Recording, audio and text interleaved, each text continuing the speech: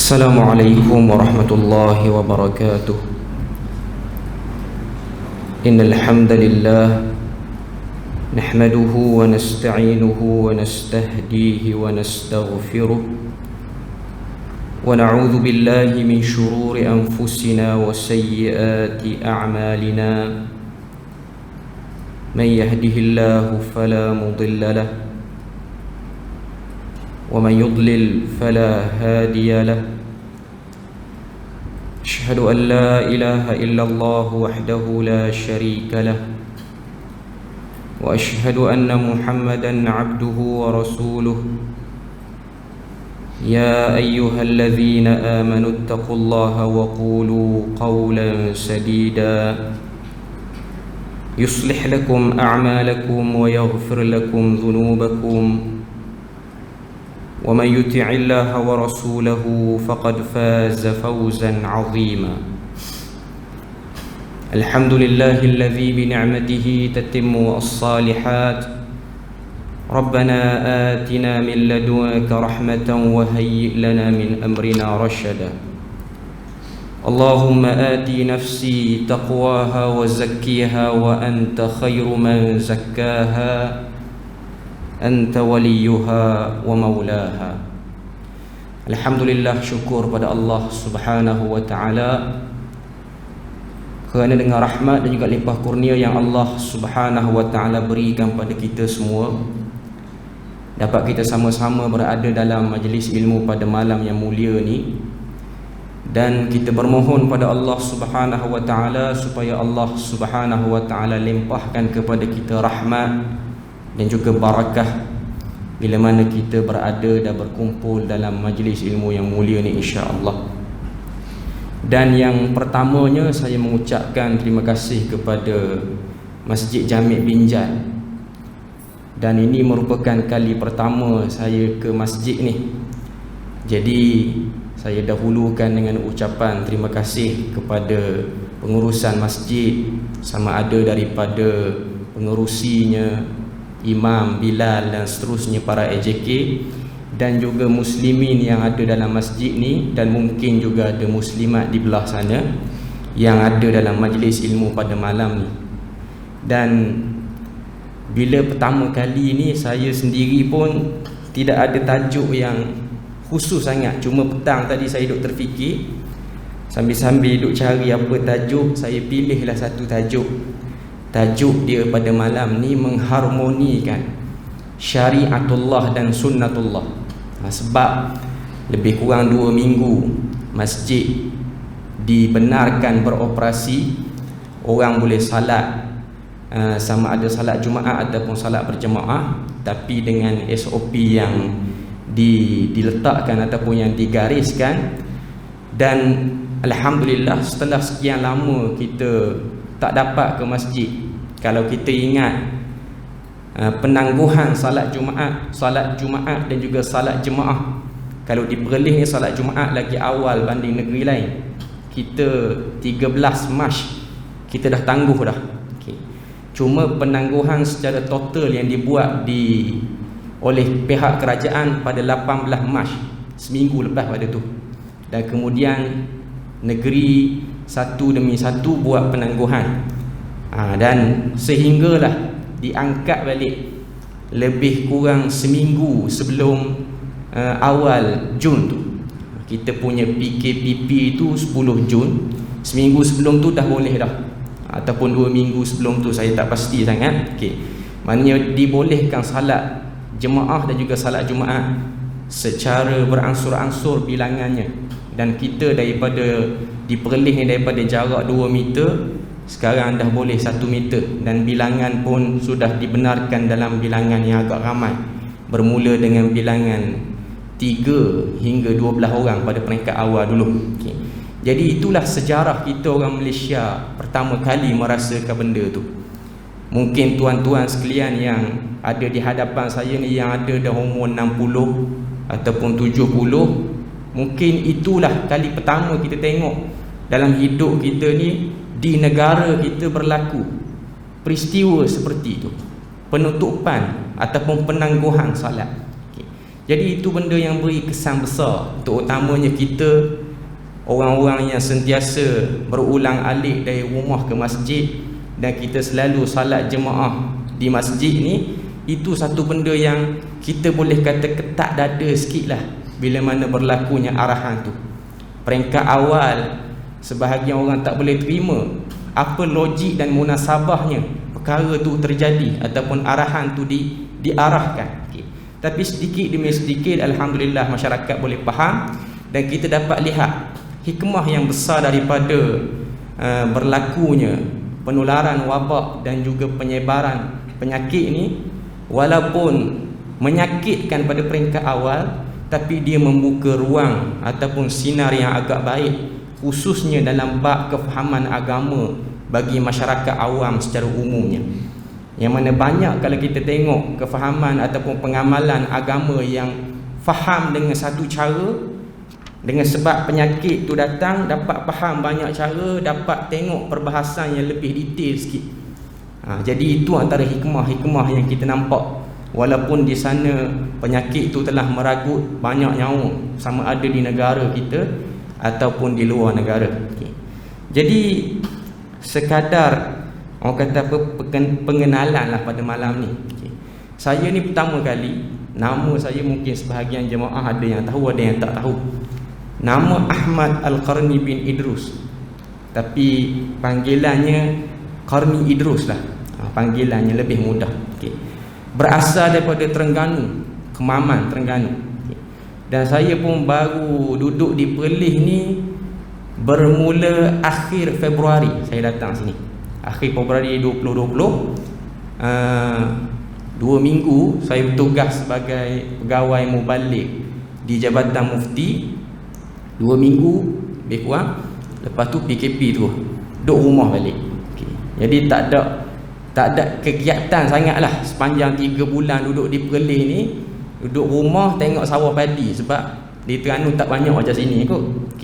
Jadi kalau tuan-tuan dengar lorat saya lain tu, tuan-tuan faham lah.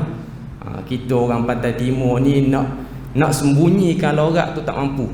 Lah sekali tubik juga, keluar juga lah sekali pun.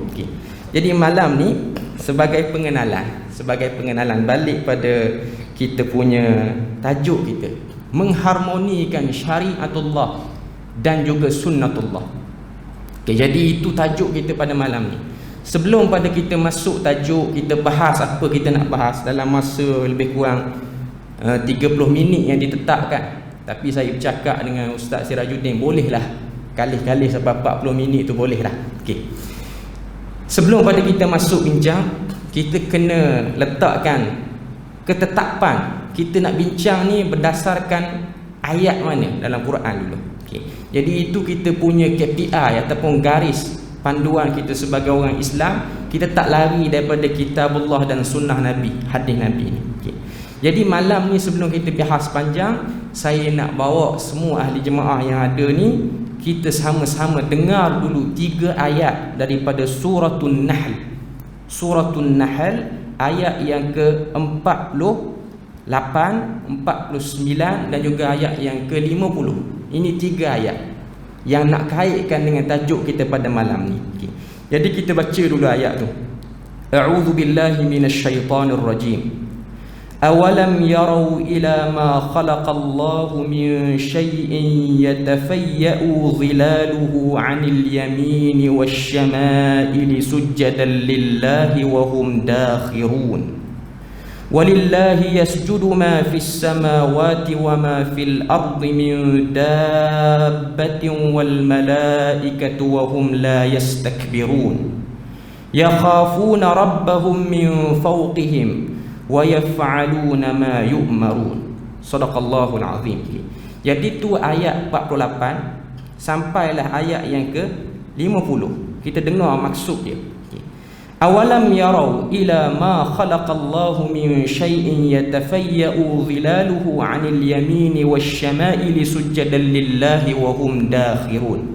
Maksud ayat tu Allah Ta'ala sebut, awalam yarau ila ma khalaqallah.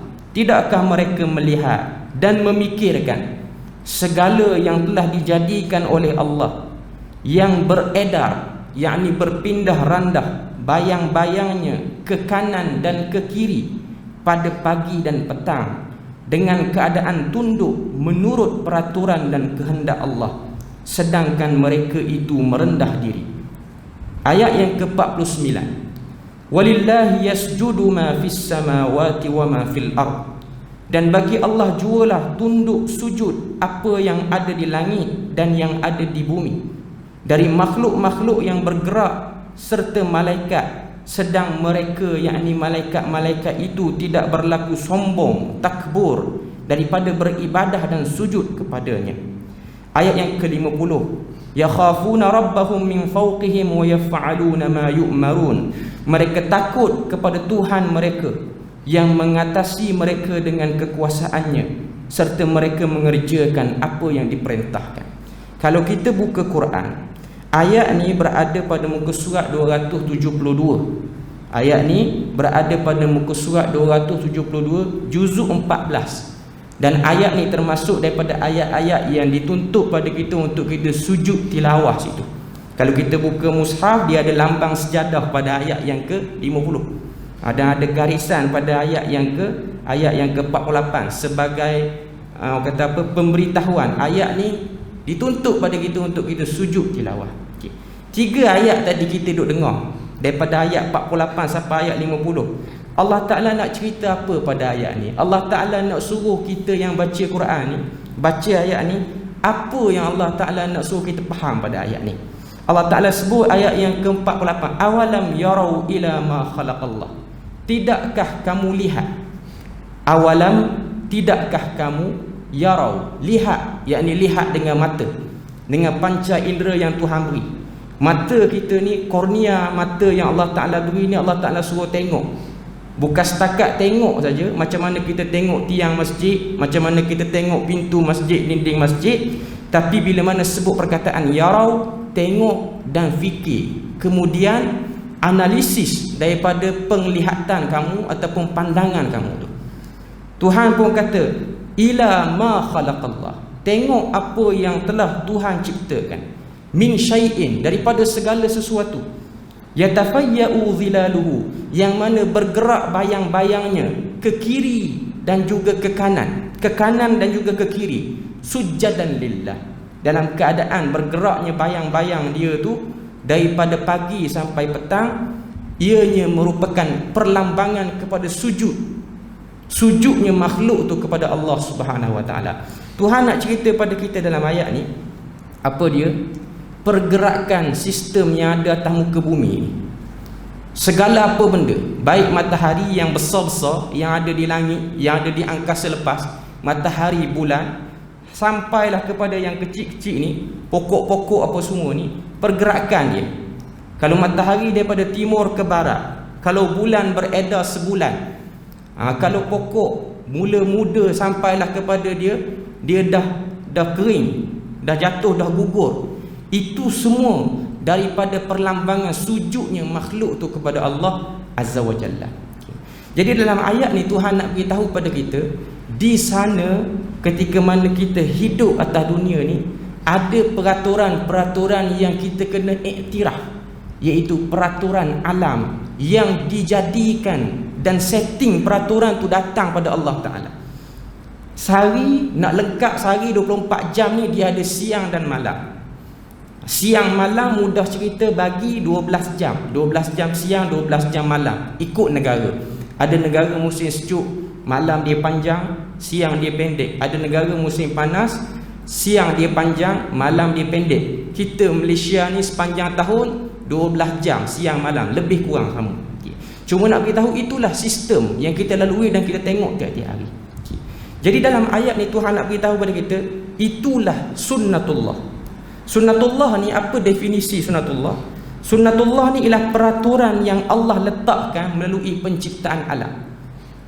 Macam mana binatang dia nak berkembang biak, ada binatang yang melahirkan, ada binatang yang bertelur. Kita manusia, kita berkembang biak melalui kaedah melahirkan, beranak.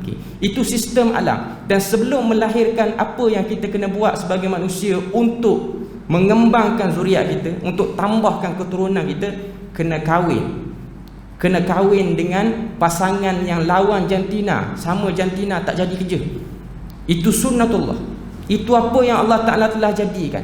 Itu peraturan alam yang diiktiraf oleh semua orang. Islam pun iktiraf, kafir pun iktiraf benda tu. Tak dapat lagi untuk kita sangkat. Macam mana kita nak matikan haiwan yang kita nak makan? Kita nak makan ayam, kita nak makan lembu, kambing, kita mesti sembelih dia ataupun kita bunuh dia. Tak boleh kita makan dia hidup-hidup. Ada kesan-kesan buruk yang kita akan dapat kalau kita buat macam tu. Jadi itu sunnatullah. Macam mana kita nak dapat makan satu benda? Kena tunggu dia masak. Di Perlis ni terkenal dengan harum manis. Macam mana nak dapat makan? Tunggu musim dia. Walaupun boleh buat dengan kaedah lain, tapi sunnatullahnya orang faham macam tu. Okay. Dan di sana sebagai manusia kita hidup atas dunia ni, kita ada satu lagi tuntutan, terutamanya orang Islam. Dia panggil syariatullah. Syariatullah ni apa? Peraturan yang Tuhan sebut secara direct dalam Quran dan juga melalui hadis ataupun lisan Nabi sallallahu alaihi wasallam. Contohnya perintah salat, direct sebut dalam Quran, aqimus salat wa atuz zakat, dan tunaikan zakat. Quran sebut umum, Nabi detailkan macam mana nak solat. Solat dalam keadaan tak ada apa-apa penyakit, macam ni. Solat dalam keadaan ada penyakit, okey, macam ni. Cuma nak beritahu pada kita sebagai orang Islam, kita duduk dalam lingkungan dua sistem tu ataupun dua peraturan tu. Satu peraturan Tuhan yang bersifat ibadah ataupun muamalat harian, jual beli kita.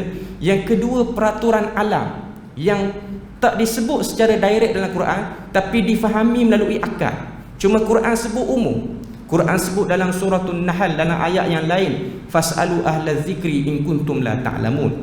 Kamu tanya kepada ahli yang mengetahui satu isu tu, maka kamu akan dapat tahu isu tu. Okay.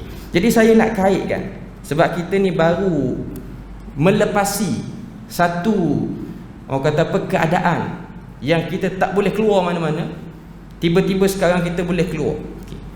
Cuba kita imbau balik bila mana kita diperintahkan PKP. Peringkat awal yang kita boleh tengok, penutupan masjid lah yang paling orang banyak bunyi sekali. Penutupan tempat lain tu kurang sikit. Cuma penangguhan penutupan masjid ni paling orang tak boleh nak faham. Bahkan kalau kita tengok, dia punya tak boleh faham tu bukan setakat orang awam je. Ahli agama yang duk mengajar di masjid, duk kuliah, bahkan ahli agama yang terlibat dengan fatwa di negeri tu pun kadang-kadang bertelagah sebab tak boleh nak faham dengan akal. Macam mana kerana penyakit ni masjid ditutup? Masjid yang saban tahun orang duk mari, tak kira lah masjid tu ramai orang ke sikit orang ke, tapi yang pasti orang nak mari masjid, ada orang nak mari masjid. Tiba-tiba ditangguhkan penutupannya. Satu benda yang melemaskan sebahagian orang, hatta ahli agama sendiri. Sebab tu kita tengok peringkat awal PKP tu, ada setengah-setengah negeri yang masih lagi dibuka masjid, dan masih lagi ustaz-ustaz boleh kuliah, penceramah boleh kuliah. Fokus dia orang ceramah, dia orang hentam arahan penutupan masjid. Sebahagiannya, tak semualah. Okay. Sebab apa? Sebab tak boleh nak faham. Ada satu tempat kita tak boleh nak pergi dengan akal kita.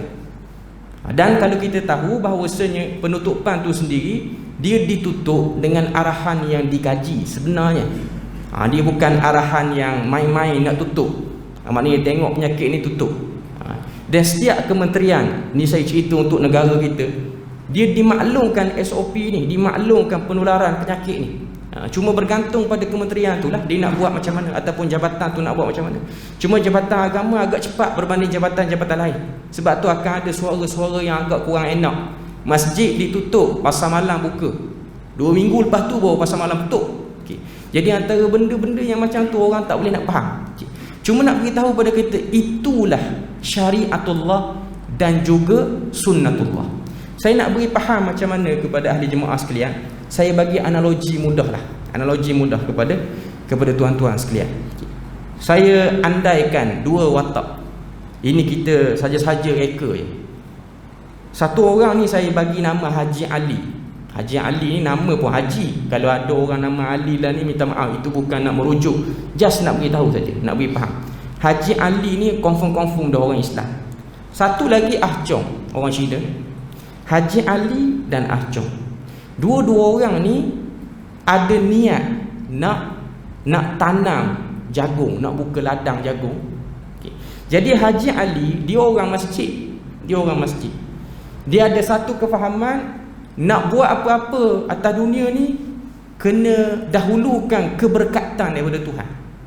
Jadi dia fikir, nak tanam jagung ni, nak beli tanah, tanam jagung ni kalau boleh cari tanah yang dekat dengan masjid. Sebab dia orang masjid, yang mana kalau azan tu, daun jagung tu, orang azan bergemalai daun jagung tu, dengan sebab gema azan tu dekat dengan masjid.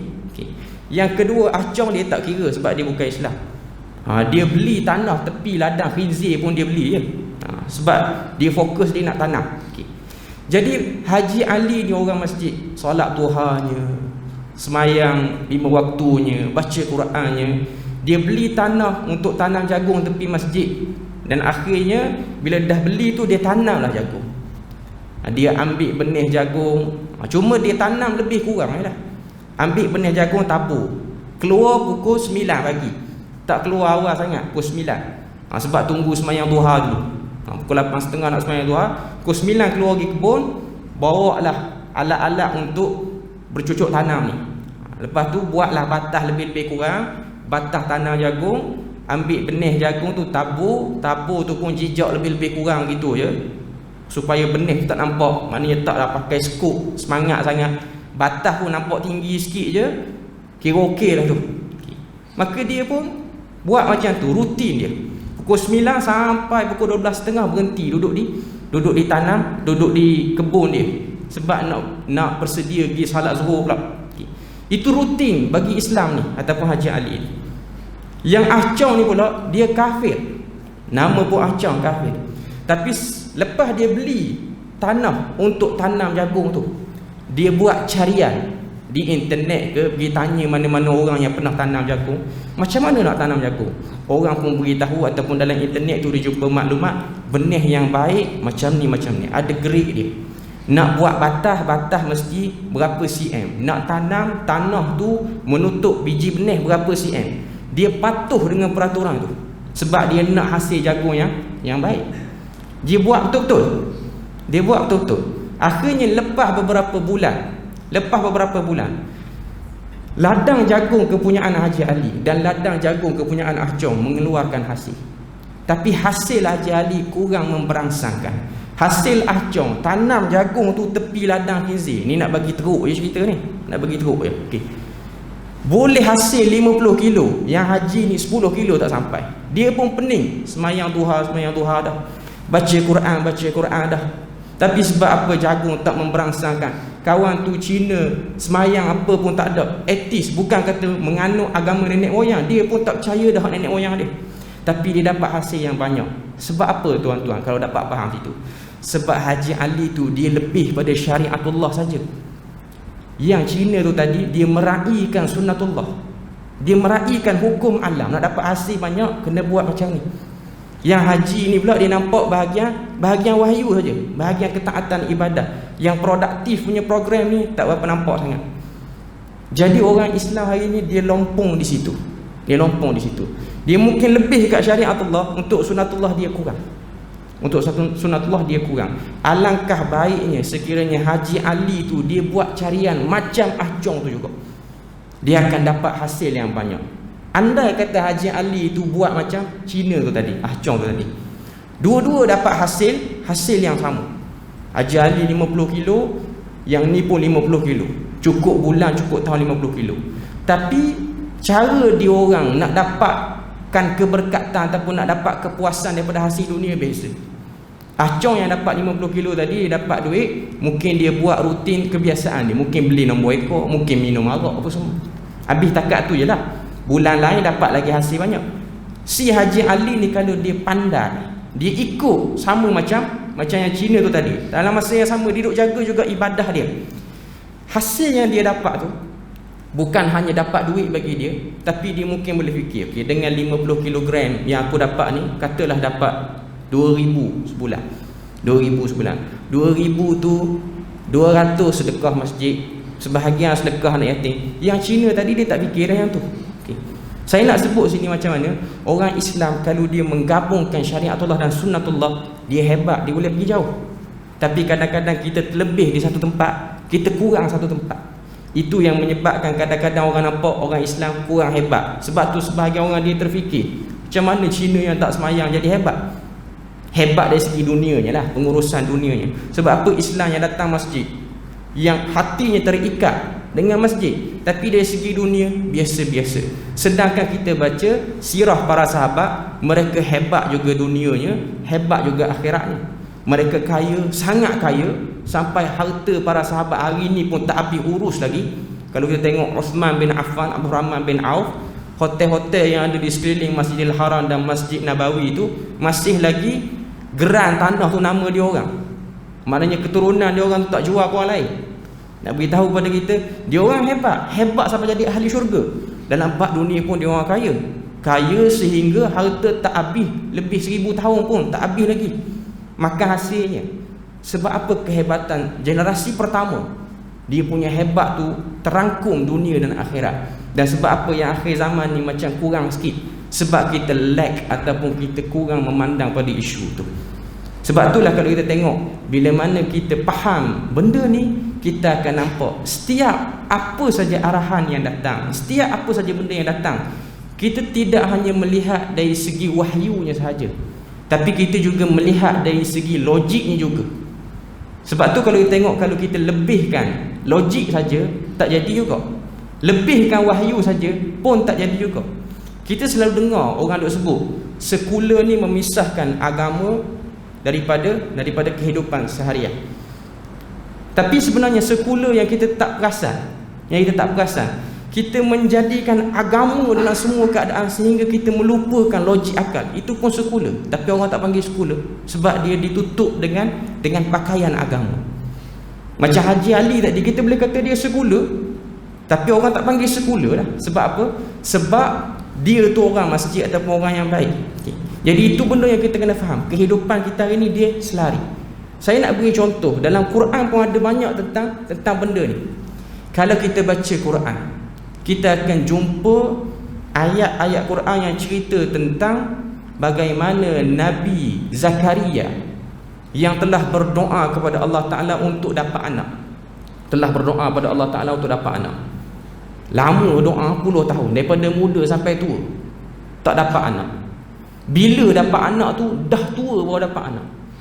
Kita baca Quran, saya tak ingat ayat mana, tapi ada dalam surah Ali Imran, Allah Ta'ala cerita bagaimana selepas puluhan tahun berdoa, Jibril alaihi salam datang pada Nabi Zakaria, beritahu Tuhan akan beri pada kamu seorang anak namanya Yahya. Itu Tuhan hantar Jibril beritahu kepada Nabi Zakaria. Apa respon Nabi Zakaria? First dengar Jibril beritahu kamu akan dapat anak. Usia dah lanjut dah, mungkin 90 dah. Ada betul-betul. Nabi Zakaria sambut berita tu dengan Nabi Zakaria kata, macam mana aku nak dapat anak sedangkan aku ni dah lanjut usia, wa mraati akhir, isteri aku pula menopause, dah out dah, tak boleh, tak reproduktif dah. Maknanya kalau kita tengok jawapan Nabi Zakaria tu, dia masih lagi mendahulukan logik situ. Dia masih lagi mendahulukan logik. Dia tak kata pada Jibril, biasa Nabi mesti dapat kot lah sekali. Dia tak kata. Dia masih lagi jawab, munasabah ke aku ni dapat anak, tua dah, isteri pun dah lanjut usia. Baru Jibril beritahu, sesungguhnya urusan tu mudah bagi Tuhan. Kita tak nafi, saya nak kait dengan keadaan kita yang berlaku baru ni. Kita tak nafi penyakit berjangkit ni Tuhan boleh angkat walaupun kita langgar SOP. Tak nafi. Benda tu boleh terjadi. Okay. Tapi walau macam mana pun, meraihkan kajian-kajian, meraihkan penelitian orang-orang yang bertanggungjawab duk buat kerja ni juga satu benda yang agama kita ajar. Tak cukup lagi dengan contoh tu, kita tambah lagi contoh dalam surah Maryam, kisah Maryam sendiri. Ketika mana dia diberitahu oleh Jibril, Tuhan nak beri pada kamu anak lelaki. Apa yang Maryam sebut kepada Jibril? Maryam kata pada Jibril, macam mana aku nak dapat anak? Lam yamsasni bashar. Aku ni seorang perempuan yang tak pernah disentuh oleh mana-mana lelaki. Walam aku baghiyah, dan aku pula bukanlah perempuan yang jahat, ataupun kita panggil dalam bahasa kita hari ni jalan. Bukan perempuan tepi jalan. Macam mana? Apa logiknya wahai Jibril? Aku ni anak dara, tak pernah kahwin, orang lelaki pun aku tak pandai bercakap dengan dia, tiba-tiba aku dapat anak. Tiba-tiba aku dapat anak. Nak beritahu dialog Maryam dengan Jibril tu, Maryam mendahulukan logik. Dan Jibril sebagai wakil Tuhan, Jibril tak marah Maryam. Jibril kata, apalah kamu ni, tak beriman dengan Tuhan ke? Tak beriman dengan Tuhan ke? Tuhan nak bagi, diam dah lah. Tak payah duk takwil lah. Kata orang Pantai Timur, kata orang tak payah takwil, terima je lah. Tapi dia tetap sebut, dan perkataan dia tu dijadikan ayat Quran. Nak beritahu pada kita, fitrah manusia, kalau berlaku sesuatu, dia mesti ada fikir logik. Sebab tu kalau berlaku kes kematian, orang mati, kita biasanya akan tanya. Contoh ahli qaryah masjid mati, meninggal, kita akan tanya, meninggal sebab apa? Kita tahu meninggal sebab sampai ajal, tapi nak tahu sakit apa? Takut rebah dalam bilik air ke? Nak tahu, nak beritahu kepada kita, logik tu nak kena ada. Kalau orang beritahu tak tahulah sakit apa, orang kejut dia tidur tak bangkit-bangkit, kita kata dia mati dalam tidur. Cuma nak beritahu fitrah kita akan tanya. Kita akan tanya. Bila mana orang beritahu kepada kita, mati sebab apa? Kalau orang jawab, mati sebab ajal Tuhan, tak puas hati jawapan tu. Kita tak, aku tahulah ajal Tuhan, aku taklah bodoh sangat. Okey. Cuma nak tahu sebab apa tu. Accident ke? Apa ke? Nak beritahu kepada kita, logik akal tetap diiktiraf. Tetap diiktiraf. Sebab tu bila mana berlaku penularan penyakit tu, antara hikmah yang kita boleh tengok, ada orang yang terlalu ke arah syariatullah saja, sehingga dia menolakkan sunnatullah ni. Dia letak tepi. Sebab tu ada suara orang kata, takut apa COVID-19? Takut Tuhan lebih besar lagi. Tak.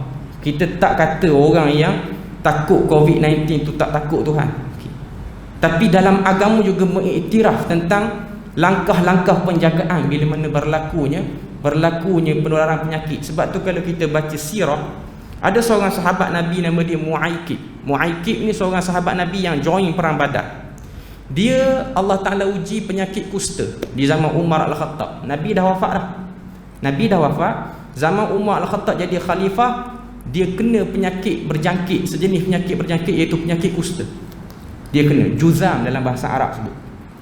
Bila mana dia datang masjid, walaupun riwayat ni ada sebahagian ulama kata sanad ni tak berapa okey. Az-Zuhri meriwayatkan riwayat ni. Okay. Dia kata ketika mana Umar tengok Mu'aikib masuk masjid, iaitu Masjid Nabawi, orang pun duk beritahu pada Umar Al-Khattab, Mu'aikib ni dia kena penyakit kusta, penyakit berjangkit.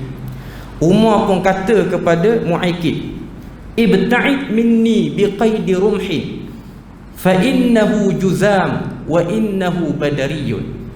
Kata Umar Al-Khattab, wahai Mu'aikib, duduk jauh sikit daripada aku dan semua jemaah ni dengan kadar sebatang lembing, sebab kamu ni ada penyakit kusta. Walaupun kamu orang yang ikut perang Badar, kamu memang hebat, orang soleh, orang yang ikut perang Badar ni. Nabi sebut, ghafarallahu lakum ma taqaddama min zambihi wa ma ta'akhkhar. Tuhan ampun dosa kamu yang lepas dan yang akan datang. Maknanya Tuhan iktiraf orang yang join perang Badar tak akan buat dosa besar, orang-orang yang baik.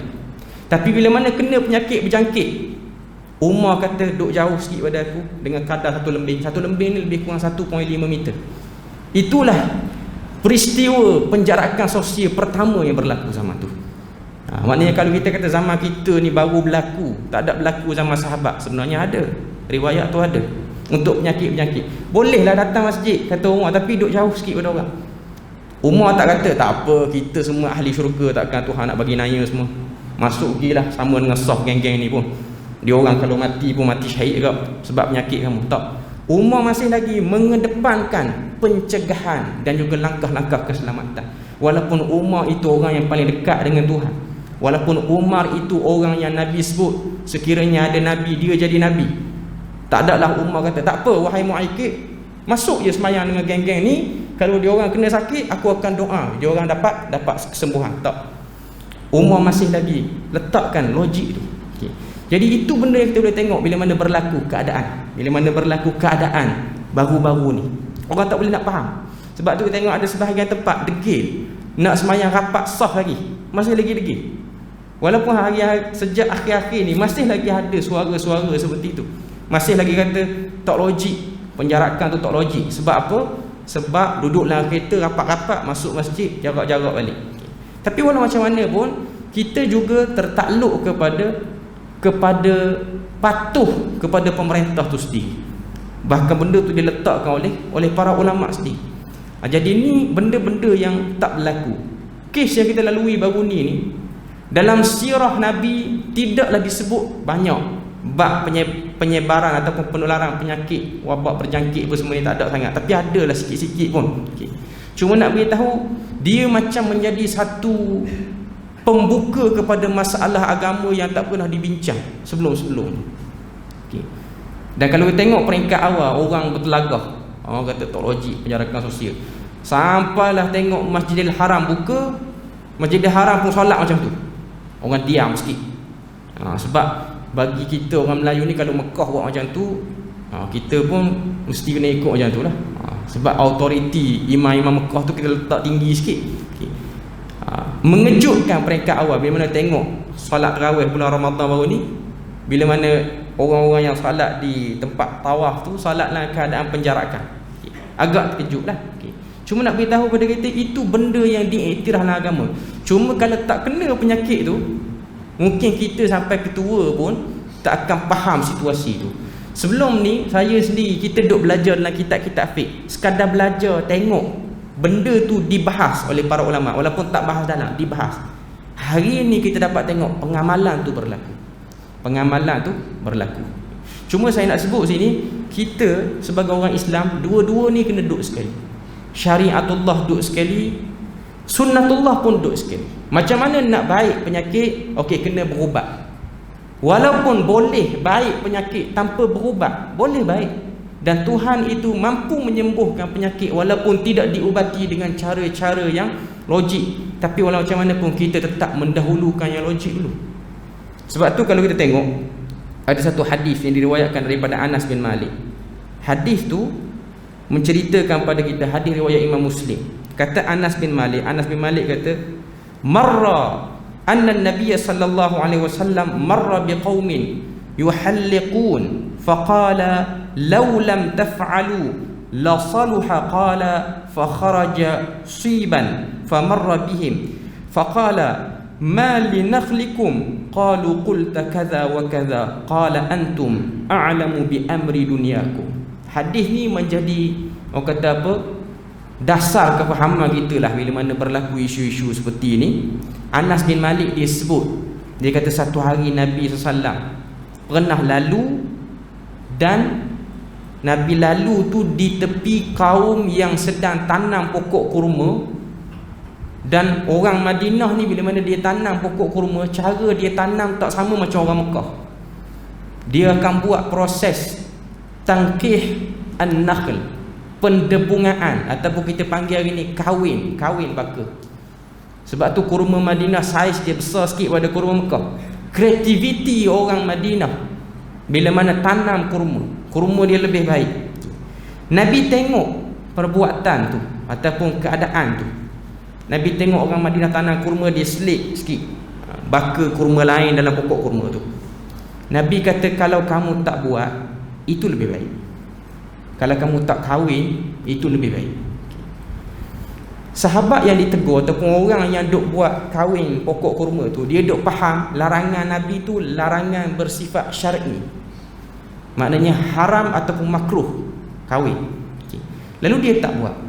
Bila mana dia tak buat, hasil kurma yang tidak dikahwinkan tu dia tak berapa baik. Dalam hadis tu sebut fa kharaja shiban, Maknanya dia macam rosak, dia tak besar macam sebelum-sebelum ni. Lalu lagi Nabi tengok kurma tu. Lalu Nabi pun kata, ma linakhlikum, apa dah jadi pada kurma kamu? Sebelum ni awal-awal aku mari Madinah dulu, pokok kurma Madinah ni buah dia besar-besar. Ni apa besar dah jadi kecil, dah jadi tak berapa galak sangat dia punya buah. Kata sahabat tu, kata, qalu qulta kadza wa kadza, dulu kamu kata kalau tak buat lagi baik. Lalu Nabi pun kata, antum a'lamu bi amri dunyakum, kamu lebih tahu tentang urusan dunia kamu. Aku sebut tu sebab aku tengok orang Mekah tak buat, dan aku sebut tu bukan larangan, cuma aku nak katanya di Mekah dulu aku tengok orang Mekah tanam kurma, dia tak buat macam tu, dan kami dapat juga makan buah kurma, walaupun kurma kami tak besar macam kurma kamu. Sebab apa? Sebab setiap orang dia alim pada bidang dia. Orang agama, ustaz-ustaz penceramah, mana-mana orang agama je lah, dia alim dengan bidang dia. Dia alim bidang fiqahnya, bidang hadisnya, tafsir Qurannya. Tapi bidang perubatan, kesihatan, dia tak alim. Dia cuma boleh beri hukum. Orang beri permasalahan, dia beri hukum. Jadi kita kena hormat bidang orang. Bila mana ada doktor terangkan benda ni, penyakit ni macam ni, macam ni, macam ni, kadang-kadang dia berlawan sikit dengan apa yang kita belajar dalam bidang kita. Jangan cepat kata benda tu tak betul ni. Tengok dulu pengamalannya, tengok dulu. Sebab tu kalau kita tengok peringkat awal, Kementerian Kesihatan ni dia hantar wakil, terang penyakit ni macam mana, terang pada Jabatan Mufti baik, Jabatan Agama macam mana, penularan dia macam mana, apa logiknya kena buat macam ni, macam mana nak buat macam ni.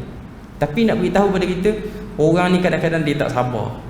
Itu yang jadi kadang-kadang orang lawan, sebab dia tak sabar.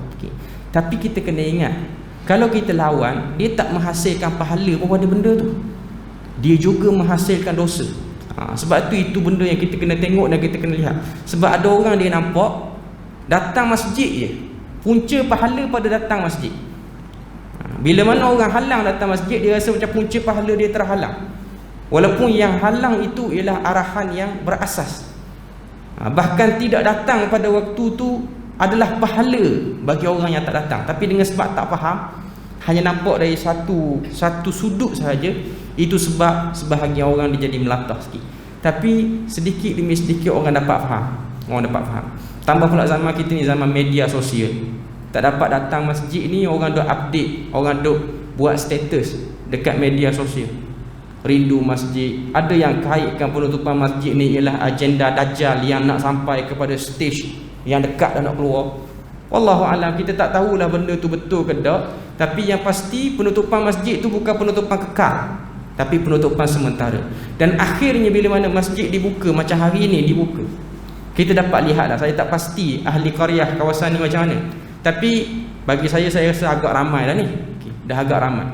Kita dapat lihat sebahagian tempat yang mungkin anak qaryah yang duk buat status dulu. Di mana pembuat status dulu yang rindukan masjid, tak hari juga. Jadi kita ni jangan jadi lalat duduk di tempat yang cantik. Lalat ni duduk tempat comel, dia nak cari tempat buruk tu, sebab dia suka pada benda buruk. Masuk dalam taman wangi, dia duduk cari tempat busuk juga. Itu perangai lalat.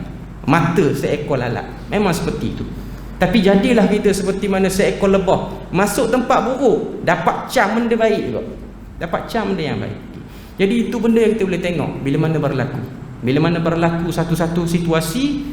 Itulah sifat seorang Muslim, dia meraihkan syariatullah dan juga sunnatullah, dan dia menjadi orang yang mengesan di mana tempat aku nak dapat pahala bila mana berlaku satu-satu benda tu. Bukan berlaku satu benda tu aku pun jadi orang yang ikut macam orang lain. Orang kata, kita kata. Orang caci maki, sindir, kita pun caci maki dan juga sindir. Sebab apa? Sebab kita tak dapat melihat dengan pandangan yang baik. Jadi itu benda yang kita boleh tengok dan kita boleh analisis selepas daripada berlakunya PKP baru-baru ni. Cuma yang kita dapat lihatnya lah, banyak pendapat-pendapat fake dari segi pengamalan yang dulunya, sekarang ni orang dah boleh terima. Contoh yang saya dapat lihat dengan jelas lah, akad nikah pada tengah-tengah PKP tu, sekitar bulan 4, bulan 5, orang yang dah menetapkan tarikh perkahwinan. Maknanya shake hand tidak berlaku, jabat tangan ketika mana akad nikah tu tak berlaku.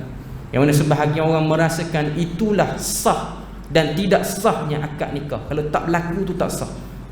Mesti berlaku, mesti ada goncangan-goncangan pada lafaz-lafaz tertentu. Rupa-rupanya itu bukanlah syarat sah kepada akad tu. Maknanya bila dibahas, dulu pernah cerita tapi tak berapa nak faham sangat. Sebab tak berlaku situasi tegang macam baru ni. Bila mana berlaku situasi tegang, kita boleh tengok, orang-orang yang ada media sosial boleh tengok, Facebook boleh tengok, ada satu, orang kata apa, akad nikah berlaku di balik pagar. Juru nikah dalam pagar rumah dia, pengantin duduk luar pagar sebab tak boleh masuk. Cuma benda tu sah.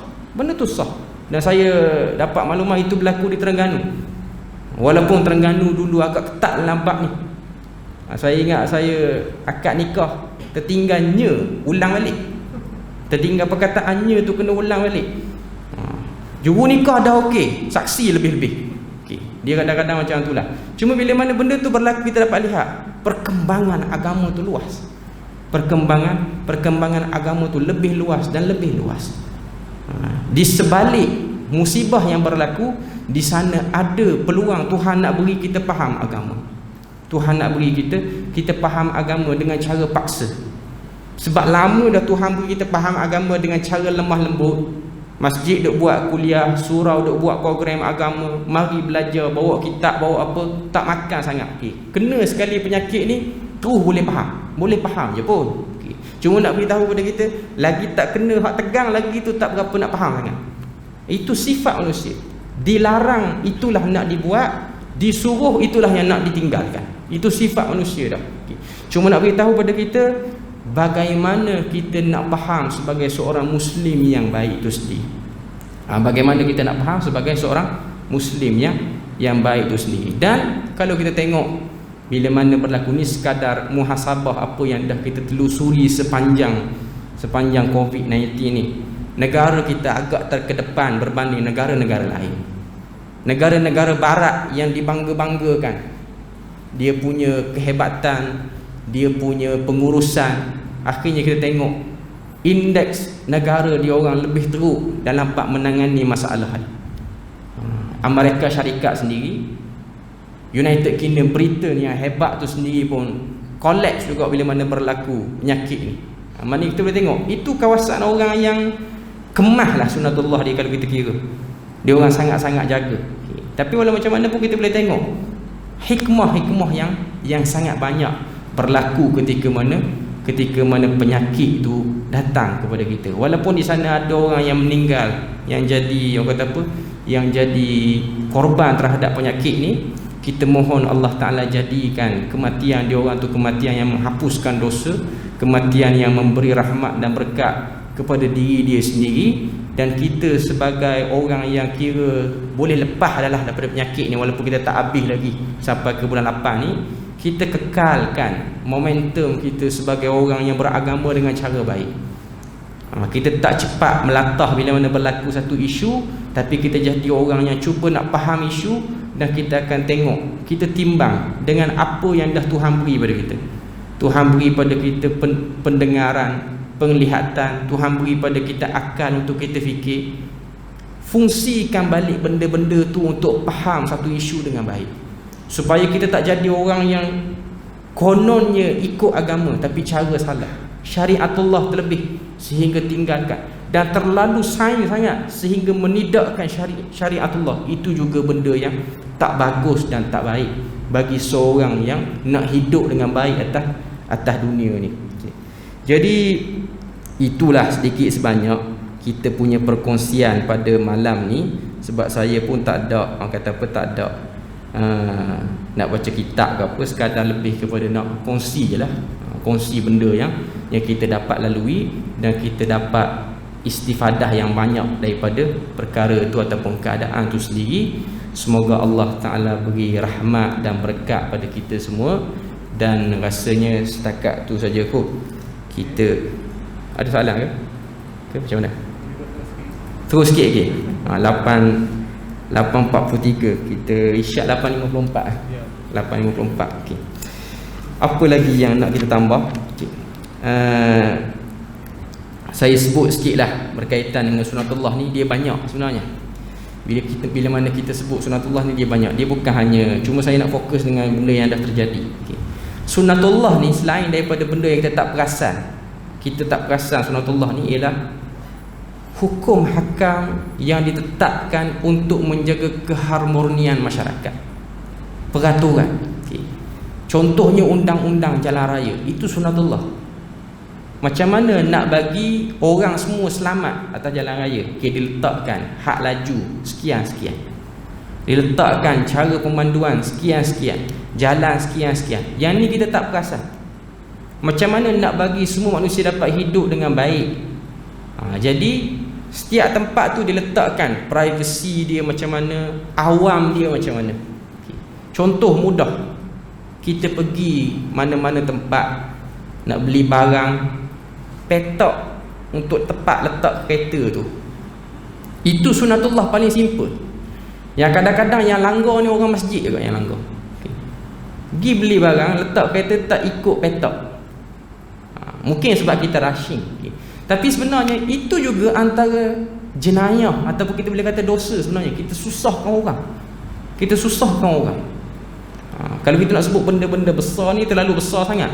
Tapi inilah benda-benda kecil yang kadang-kadang melambatkan pertolongan Tuhan dan juga hidayah Tuhan datang kepada kita.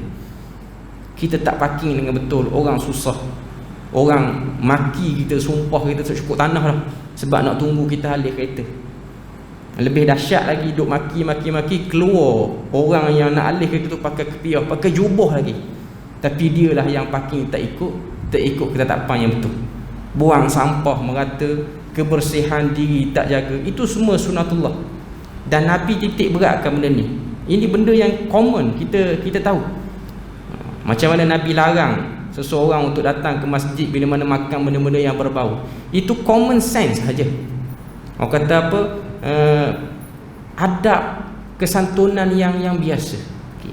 Tapi kadang-kadang kita tak berapa ambil cakna sangat. Husnil manzar ni sejuk mata memandang, sedap mata tengok. Itu juga antara benda yang termasuk daripada sunnatullah. Benda yang memudahkan urusan orang. Orang tengok kita bersih, baik, elok, bau pun tak ada apa semua. Itu sunnatullah. Walaupun sekarang ni kita salat dalam keadaan penjarakan macam ni, benda-benda macam tu masih lagi perlu dititik beratkan dan kita kena jaga. Kita kena jaga. Jadi itu sunnatullah yang kecil. Tidak buat benda-benda yang mengganggu orang. Tapi sayangnya kalau tengok benda tu, sebahagian orang dia tak berapa fokus sangat. Okay. Bahkan kalau kita tengok ada sebahagian orang bila mana bincang bab ni, dia rasa macam kecil, benda kecil. Setakat nak cakap patuh undang-undang jalan raya, tak payah nak buat kuliah lah. Dah tahu pun dia langgar juga.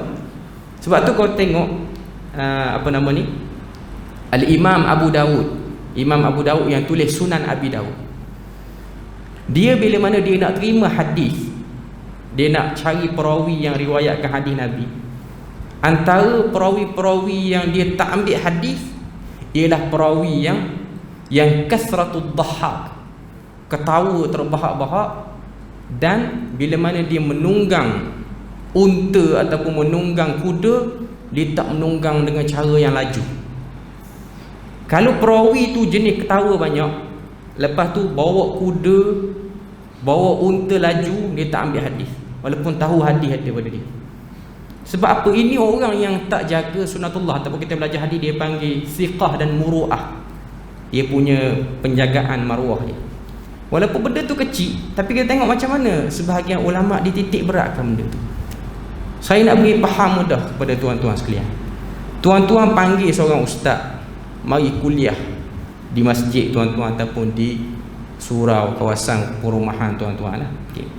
Cuma kita tengok ustaz tu lepas pada dia datang kuliah elok, mari elok pun semua, 2-3 minggu lepas tu jumpalah dia dekat mana-mana, dekat roundabout Kangar ke, tengok dia drift tak mudah. Minggu lepas dia kuliah, lepas pada tu jumpa duk drift pusing roundabout Kangar kat 10 kali, bawa kereta dengan gaya maut, terangkat 2 tayar sebelah. Tuan-tuan agak-agak tuan-tuan nak panggil lagi tak minggu seterusnya dia datang kuliah sini. Kira tengok dia pun something dia ni, dia duduk mengajar bukan main santun, keluar pada masjid Jahannam juga punya orang. Okay. Itu kriteria yang kita boleh tengok. Sebab apa benda tu diletakkan oleh para ulama. Tuan-tuan boleh bayang kalau zaman tu Abu Daud dia tak terima hadis. Itu antara sebab dia. Seorang ulama hadis, maknanya bawa unta laju, membahayakan orang, tidak jaga sunatullah. Seorang ustaz yang belajar sampai ke Timur Tengah, bawa motor congek, orang Terengganu kata congek. Kita tak berapa nak yakin dengan ilmu ni, tak berapa nak yakin dengan ilmu. Itu kita sebut sebagai akhlak. Akhlak. Sebab tu kau tengok baiknya satu orang tu pada bahasanya dan juga akhlaknya. Sebab tu kalau kita tengok satu-satu benda ni dia jadi cantik ataupun dia jadi comel, orang Terengganu kata comel, dengan sebab bahasa yang menyifatkan benda tu. Tuan-tuan tengok masjid, orang tanya pada kita masjid, okey, masjid contoh Masjid Jamek Binjai. Orang tanya dekat mana Masjid Jamek Binjai, orang nak suruh orang kenal masjid tu, orang sifat, okey, masjid ni duduk sini, bangunan dia warna kuning, ada biru, masjid dia begini. Orang dapat kenal tu daripada bahasa orang yang tunjuk tu. Bahasa orang yang tunjuk. Sebab tu kalau tengok satu benda ni dia cantik ataupun dia hodoh dengan sebab bahasa yang menyifatkan dia. Bunga tu cantik ke tak? Bunga tu cantik ke tak? Bunga tu cantik, tapi dengan sebab kita sebut dengan nama yang tak elok, dengar tu tak berapa cantik. Contoh bunga tai ayam, bunga tu cantik, hakikatnya cantik. Tapi kalau tak beri nama tai ayam, dengan sebab beri nama tai ayam tu orang nampak macam nama pun tai ayam dah. Hakikat bunga tai ayam ni okey je, okey. Tapi dengan sebab bahasa yang menyifatkan benda tu, bahasa yang menyifatkan benda tu. Sebab tu kalau tengok dululah di Kelantan, sebab ayah saya orang Kelantan, orang PCP, Pantai Cahaya Bulan. Okay. Ayah saya selalu cerita, sebab ayah saya pun mengajar tapi dah meninggal dah pun. Okay. Kampung Beruk di Kelantan ni ada satu tempat nama Kampung Beruk. Rasanya dah tukar dah nama tu. Okay. Antara sebab tukar Kampung Beruk kepada kampung lain, kampung tu orang Siam ramai, orang Siam, situ pun banyak uat Siam.